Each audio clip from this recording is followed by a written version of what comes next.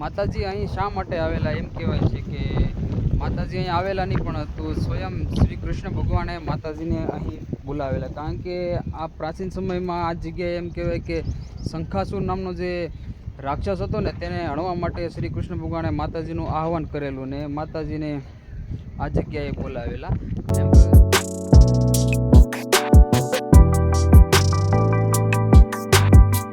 તો hello guys, સ્વાગત છે મારી યુટ્યુબ ચેનલ ગુજરાતી ટ્રાવેલરમાં. તો હું છું તમારો પ્રિય મિત્ર હિતેશ. તો આજે આવી ગયો છું હરસદ્દી માતાજીના દર્શન કરવા માટે મિયાણી ગામ, કે મિયાણી ગામ પાસે આવેલો છે કોયલા ડુંગર, કે જ્યાં આવેલું છે હરસદ્દી માતાજીનું મંદિર. આ જે મંદિર છે ને એમ કહેવાય કે અતિ પ્રાચીન મંદિર છે ને નીચે પણ એમ કે માતાજીના બેસણા નીચે છે હાલમાં. ને માતાજી આ જોવો છો, આ જે મારી પાછળ છે તે છે હરસદ્દી માતાજીનું આ પ્રાચીન મંદિર. એમ કે આ મંદિરનું જેને સ્થાપના છે ને સ્વયં શ્રી કૃષ્ણ ભગવાને કરી હતી. તો ચલો અહીંથી આપણે અંદર જઈએ, માતાજીના પહેલાં દર્શન કરીએ, ત્યારબાદ થોડોક તેનો ઇતિહાસ પણ હું તમને જણાવીશ કે માતાજી આ જગ્યાએ ક્યારે કઈ રીતે તેના બેસણા થયા છે. જોવો છો, આ માતાજીનું છે ને આ પ્રાચીન મંદિર છે.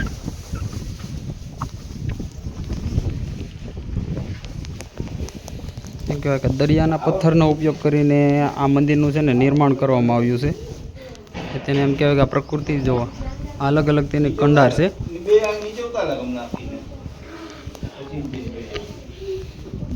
સ્વયં શ્રી કૃષ્ણ ભગવાને માતાજીને એમ કહેવાય કે અહીંયા કૃષ્ણ ભગવાને માતાજીનું આ જે મંદિર છે ને બંધાવેલું. અને કહેવાય કે દ્વારકાધીશના કુળદેવી એવા હરસદ્દી માતાજી છે. અને દરિયાની કાંઠે જ આ મંદિરનું નિર્માણ કરવામાં આવ્યું હતું.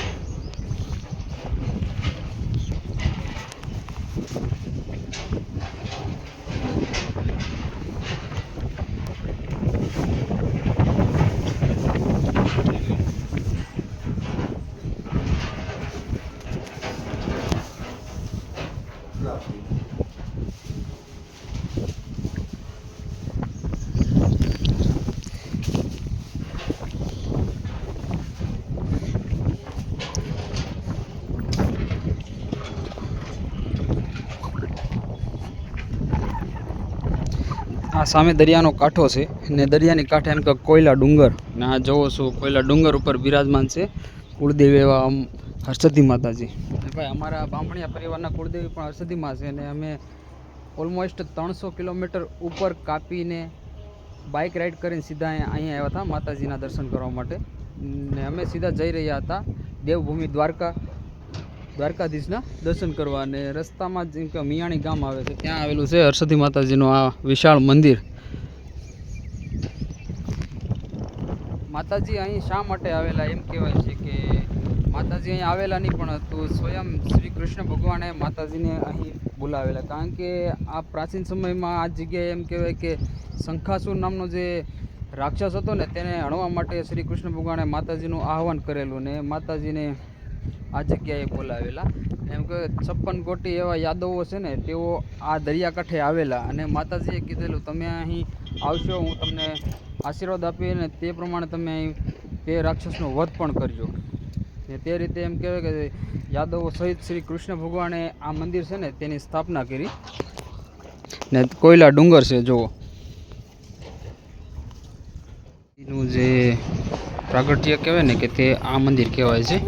કેમ કે માતાજી હાલમાં અત્યારે નીચે એમ કહેવાય કે મિયાણી ગામ છે ને ત્યાં નીચે તરફ તેના બેસણા થઈ ગયા છે માતાજીના. અને પહેલાં સ્થાન માતાજીનું એમ કહેવાય કે દરિયાની કાંઠે અહીં આ ડુંગરો છે ને, આ કોયલા ડુંગર છે ત્યાં માતાજીનું સ્થાન હતું.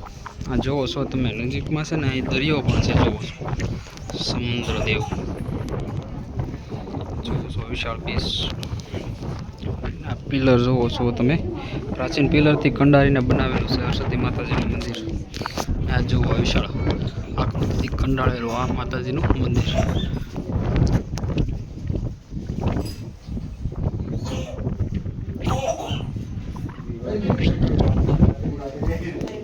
સામે છે દરિયાકાંઠો. દરિયાથી માતાજી એમ કહેવાય કે કોઈ પણ દેવી કુળદેવી હોય ને હંમેશા બેસણા તેના દરિયાની કાંઠે જ હોય છે. અને અત્યારે જોવો છો અત્યારે વિશાળ બીચ છે.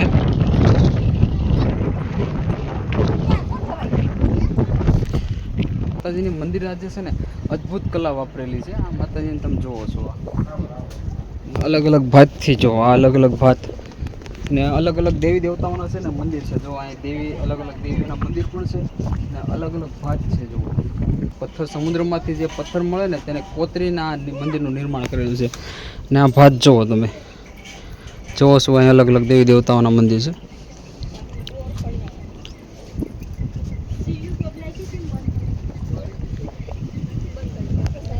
જોવો છો અહીં બીજા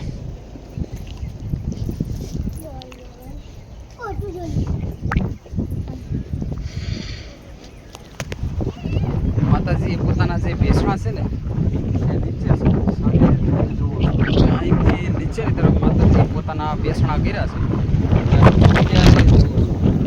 પવન માતાજીનું મંદિર ભાઈ અમે ભાગશાળી છે, કારણ કે અમારા બામણિયા પરિવારના કુળદેવી એમ કહેવાય ને કે માતા હરસદીમાં છે.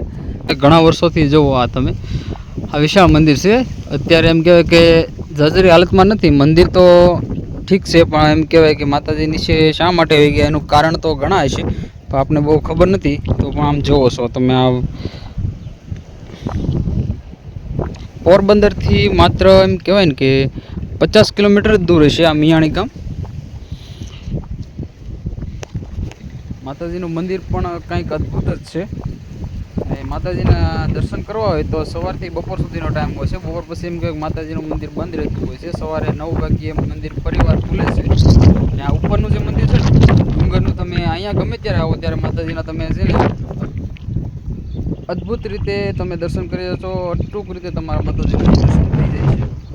તેની સાથે અમે અહીં આવેલા અમારા કુળદેવી માતા હરસદી માતા દર્શન કરવા જતા હતા દ્વારકાથી સીધા રિટર્ન આવતા મિયાણી ગામ આવ્યું, તો અમે મિયાણી ગામમાં આવીને માતાજીના દર્શન કર્યા.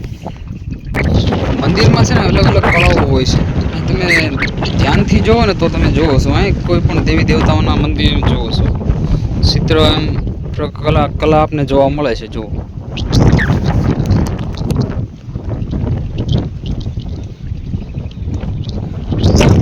તમે અલગ અલગ અદ્ભુત કલાથી નિર્માણ પામેલું છે માતાજીનું આ મંદિર. અને મંદિરની કલાકારી એમ કહેવાય ને કે અદ્ભુત હોય છે. પહેલાંના જે કલાકારો હતા તેઓ પથ્થરમાંથી એમ કહેવાય ને કે અલગ અલગ ભાત ડિઝાઇનો બનાવીને તેવા મંદિરના નિર્માણ કરતા. અને તમે દ્વારકાનું મંદિર પણ જોયું છે કે પથ્થરોમાંથી જ નિર્માણ પામેલું છે. અને તમે ત્યાં મંદિર પણ અદ્ભુત કલાથી નિર્માણ પામેલું છે. અને સામે પણ તમે જોવો છો દરિયાકાંઠે જોવો છો મંદિર છે, નાનું એવું મંદિર જોવો છો, ત્યાં પણ માતાજીનું મંદિર છે.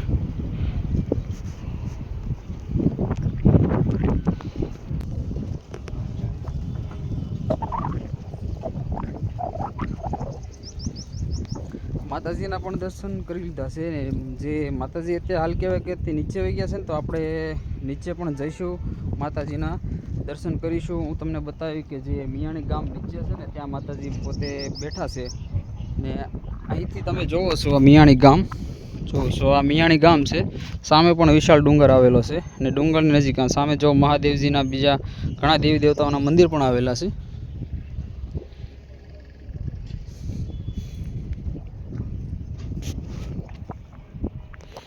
હરસદી માતાજીની જય.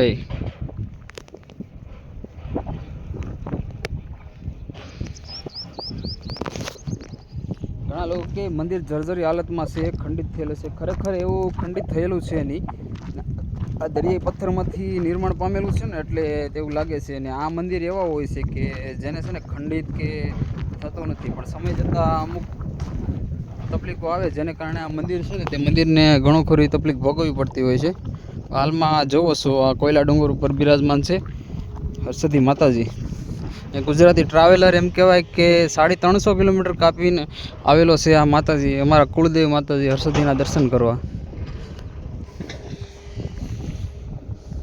વહાણવટું કરતા જે લોકો છે તે માતાજીને હંમેશા માટે પૂજાપાઠ કરતા હોય છે. અને આપણે જે હરસદી માતાજી છે ને એને કહેવાય કે સિકોતર માતા તરીકે, જે હરસદ માતાજી અલગ અલગ નામથી ઘણા નામોથી માતાજીને ઓળખાય છે. આ જોવો છો તમે અહીં કિલ્લા જેવું લાગે છે, કિલ્લા જેવી રચના હોય છે. જો